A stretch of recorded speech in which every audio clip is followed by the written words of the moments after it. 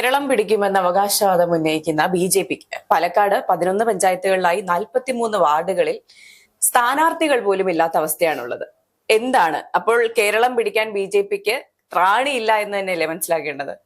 ഇതിനപ്പുറത്തേക്ക് ബി.ജെ.പിയെ സംബന്ധിച്ച് ബി.ജെ.പി ചെയ്യുന്ന അല്ലെങ്കിൽ ബി.ജെ.പി തുറന്നു പറയാത്ത അല്ലെങ്കിൽ പരസ്യമായ ഒരു രഹസ്യമായി കൊണ്ടു നടക്കുന്ന ഒരു കാര്യമാണ് CJP, അതായത് CPM BJP സഖ്യം എന്ന് പറയുന്നത്. അത് വെളിവാക്കുന്ന ഒരു കാഴ്ചയാണ് ഇപ്പോൾ പാലക്കാട് നമുക്ക് കാണാൻ സാധിക്കുന്നത്. കുറച്ചു സമയം മുൻപ് വന്നൊരു വാർത്ത അനുസരിച്ച് കണ്ണൂരില് 6 ഇടങ്ങളിലായിട്ട് LDFന് എതിർ സ്ഥാനാർത്ഥികളില്ല. UDF സ്ഥാനാർത്ഥികളും അതുപോലെ BJP സ്ഥാനാർത്ഥികളും ഇല്ല. അതുകൊണ്ട് തന്നെ LDF സ്ഥാനാർത്ഥികൾ അവിടെ വിജയിച്ചു കഴിഞ്ഞു, എതിരില്ലാതെ വിജയിച്ചു എന്നൊക്കെ പറയേണ്ടി വരും. അതുപോലെ തന്നെയാണ് ഇപ്പോൾ BJP. നമ്മളിപ്പോ പാലക്കാടിന്റെ കാര്യം എടുത്തു കഴിഞ്ഞാൽ അവിടെ 43 വാർഡുകളിലായിട്ട് 11 പഞ്ചായത്തിൽ 43 വാർഡുകളിലായിട്ട് BJPക്ക് സ്ഥാനാർത്ഥികളില്ല. പാലക്കാട് എന്ന് പറയുന്നത് BJPയുടെ മണ്ണാണ്, BJPയുടെ കുത്തകയാണ് എന്ന് അവകാശപ്പെടുന്ന ഒരുപാട് BJP നേതാക്കന്മാര് പാലക്കാടുണ്ട്. പക്ഷെ അങ്ങനെയൊക്കെ ആണെങ്കിലും അവിടെ ഇത്രയും 43 സ്ഥാനാർത്ഥികൾ ഇല്ല എന്ന് പറയുമ്പോൾ സ്വാഭാവികമായും നമ്മളെല്ലാരും ചിന്തിക്കുന്നത് എന്താണ്, BJPയുടെ കൈവിട്ട് പോയി പാലക്കാട് എന്ന്. പക്ഷേ BJPയുടെ ഉദ്ദേശം എന്താ? ഈ വരുന്ന തെരഞ്ഞെടുപ്പുകളിലും അതുപോലെ തന്നെ വരുന്ന 2026 വരാൻ പോകുന്ന നിയമസഭാ തെരഞ്ഞെടുപ്പിലും ഈ വരുന്ന ത്രിതല പഞ്ചായത്ത് തെരഞ്ഞെടുപ്പിലും CPMന് മാക്സിമം സപ്പോർട്ട് ചെയ്യുക, CPMനെ അല്ലെങ്കിൽ LDFനെ വിജയിപ്പിക്കുക.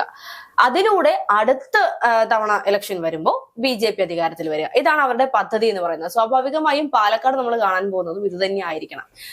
CPM സ്ഥാനാർത്ഥികൾ ഉള്ളത് കൊണ്ട് തന്നെ CPMന് കോൺഗ്രസിന് വിജയിച്ച് കയറാൻ സാധിക്കാത്ത ഇടങ്ങളിൽ BJP സ്ഥാനാർത്ഥികളെ നിർത്താതിരിക്കുമ്പോൾ സ്വാഭാവികമായും CPMന് വിജയത്തിലേക്ക് എത്താൻ സാധിക്കുമെന്നുള്ള ലക്ഷ്യമായിരിക്കാം ഇന്നിപ്പോൾ BJPയുടെ ഭാഗത്തുനിന്ന് ഇപ്പൊ നിലവിൽ നമുക്ക് പാലക്കാട് കാണാൻ കഴിയുന്നത്. പക്ഷെ എന്റെ ഒരു സംശയം എന്ന് പറയുന്നത്, ഇപ്പോ BJP സ്ഥാനാർത്ഥികൾക്ക് അല്ലെങ്കിൽ BJP നേതാക്കന്മാർക്ക് സീറ്റ് വേണ്ടേ?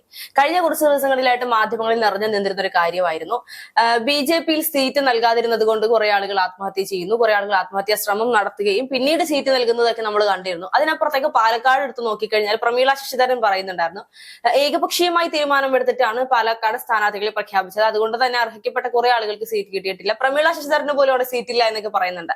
ഇപ്പൊ ഇവർക്കൊന്നും സീറ്റ് വേണ്ടാത്തത് കൊണ്ടാണോ അതോ CPMനെ സപ്പോർട്ട് ചെയ്യാൻ വേണ്ടി മാത്രം CPM വിജയിച്ചോട്ടെ എന്ന് കരുതിക്കൊണ്ട് 43 സ്ഥലങ്ങളിൽ സ്ഥാനാർത്ഥികളെ നിർത്താത്തതാണോ എന്നറിയില്ല. ഇനി കേരളത്തെ ഒട്ടാകെ എടുത്തു നോക്കിക്കഴിഞ്ഞാലും BJPയുടെ ഒരു നീക്കം കണ്ടു കഴിഞ്ഞാൽ ഇപ്പോ CPM നേതാക്കൾ പറയുന്ന ഒരു കാര്യമുണ്ട്, BJPയും കോൺഗ്രസും ചേർന്നുകൊണ്ടാണ് ഇത്തരത്തിലുള്ള ഒരു നീക്കമെന്ന്.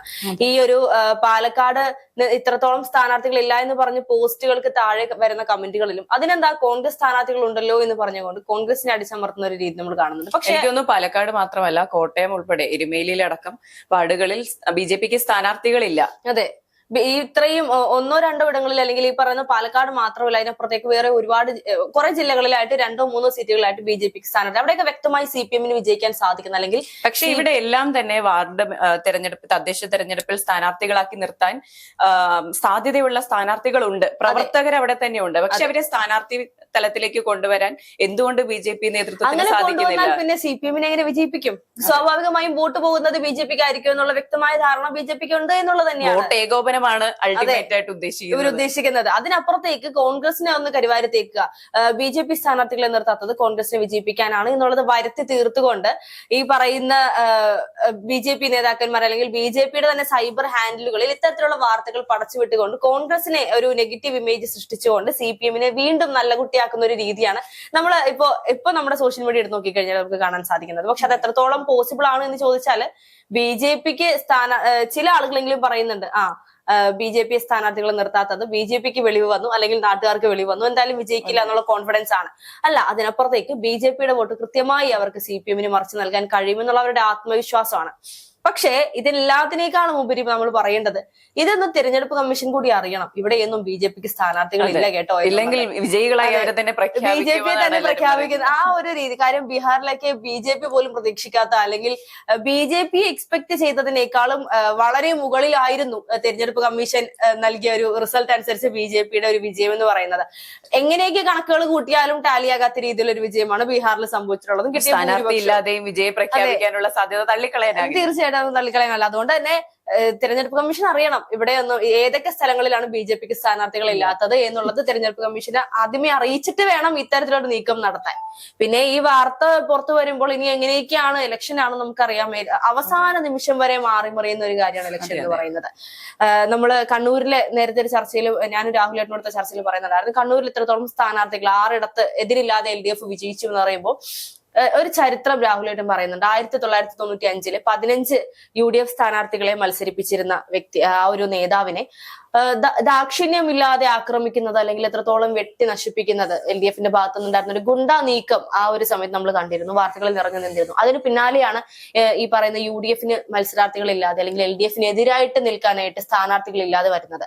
അതിപ്പോൾ 15 എന്നുള്ളത് 6-ലേക്ക് എത്തി നിൽക്കുമ്പോൾ അല്ലെങ്കിൽ 4-ലേക്ക് എത്തി നിൽക്കുമ്പോൾ എല്ലാ കാലത്തും ഇടതുപക്ഷത്തിന്റെ നയം ഇത് തന്നെയാണ്. അത് കോളേജ് തെരഞ്ഞെടുപ്പുകളിൽ പോലും സ്ഥാനാർത്ഥിയെ നിർത്താൻ സമ്മതിക്കാതെ വിജയിക്കുന്ന ഒരു സമ്പ്രദായം ഇടതുപക്ഷത്തിനുണ്ട്.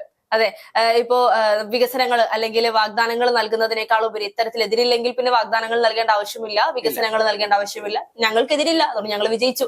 പക്ഷെ അതിനപ്പുറത്തേക്ക് ഈ പറയുന്ന എതിർ സ്ഥാനാർത്ഥികൾക്ക് മത്സരിക്കാൻ ഭയമാണ് അല്ലെങ്കിൽ അവിടെ ജനാധിപത്യമാണ് ഇല്ലാതെ ആകുന്നത് എന്നുള്ളത് അതേ കാഴ്ച തന്നെയാണ് പാർട്ടി മാറുമ്പോൾ നമ്മളിവിടെ പാലക്കാടും കാണുന്നത്. ജനാധിപത്യത്തെ ഇല്ലാതാക്കിക്കൊണ്ട് അല്ലെങ്കിൽ ജനാധിപത്യത്തെ പോലും വെല്ലുവിളിച്ചുകൊണ്ടുള്ള ഒരു സ്വാർത്ഥമായ വിജയമാണ് ഈ പറയുന്ന BJP ആണെങ്കിലും CPM ആണെങ്കിലും കണ്ടുവരുന്നത് അല്ലെങ്കിൽ നേടിയെടുത്തുകൊണ്ടിരിക്കുന്നത്.